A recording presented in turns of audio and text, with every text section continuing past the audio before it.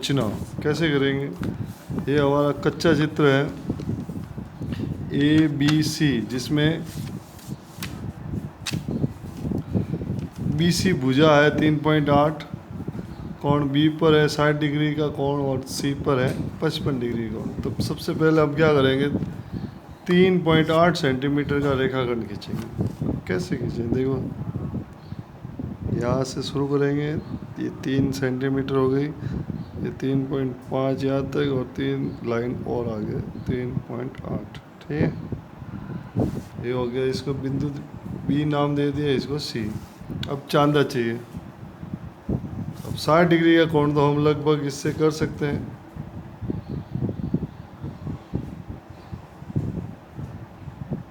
ये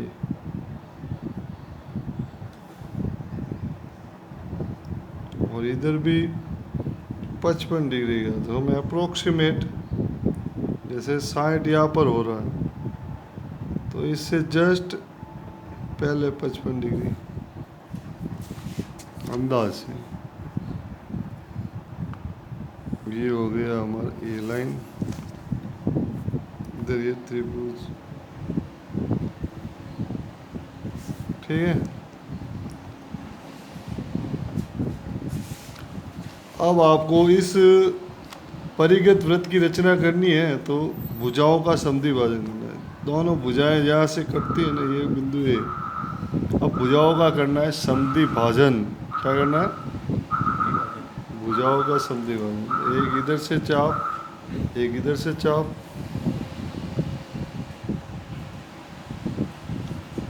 एक इधर से चाप, एक इधर से चाप। ओके, अब इसको मिलाओ।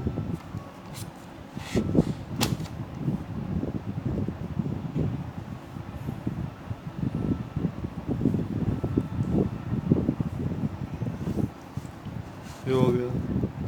अब वापस इस भुजा ए और सी का भी समद्वि भाजन कर देते हैं। ये इधर,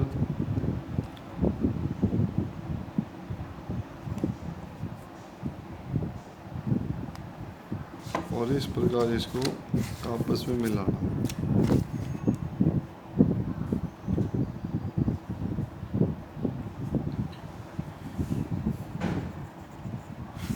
अब दोनों लाइनें जहाँ क्रॉस हो रही है वो हो गया हमारा परिकेंद्र बिंदु P।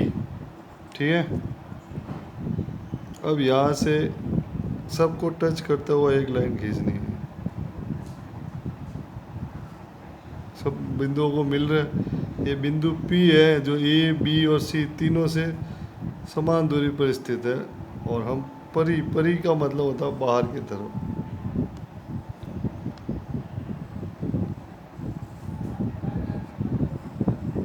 और इस प्रकार हमारे परिगत त्रिभुज की रचना होगी। स्टेप्स कैसे लिखनी है, लिखने का जो किया है वही लिखना है।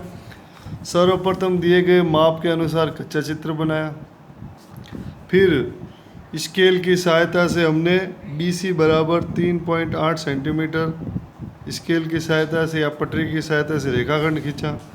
बिंदु B पर हमने 60 डिग्री कोण की रचना की, चांदे की प्रकार की सहायता से, या चांदे की सहायता से भी करते हो तो चांदे की सहायता, जैसे 55 डिग्री कोण आप चांदे की सहायता से करते हो तो चांदे की सहायता से कर लिख देना। और कोण 60 और कोण 55 बिंदु B और C से आपस में जब इनकी रेखाओं को आगे बढ़ाया जाता है तो बिंदु A प्राप्त होता है। फिर हमने क्या किया, बिंदु B और C का समद्वि भाजन कर दिया। समद्वि भाजन किया और बिंदु A और C रेखा का भी समद्वि भाजन किया। दोनों रेखाएं यहाँ पर बिंदु P पर क्रॉस करती है। हमने फिर बिंदु P को, जैसे यहाँ पर वापस बता रहा हूँ, यहाँ पर P बिंदु को हमने देखा तो ये तीनों बिंदु A, B और C से समदूरस्थ है, इसलिए इसको हम परिकेंद्र भी बोलते हैं। और इस प्रकार परिगत वृत्त की रचना होती है। Thank you.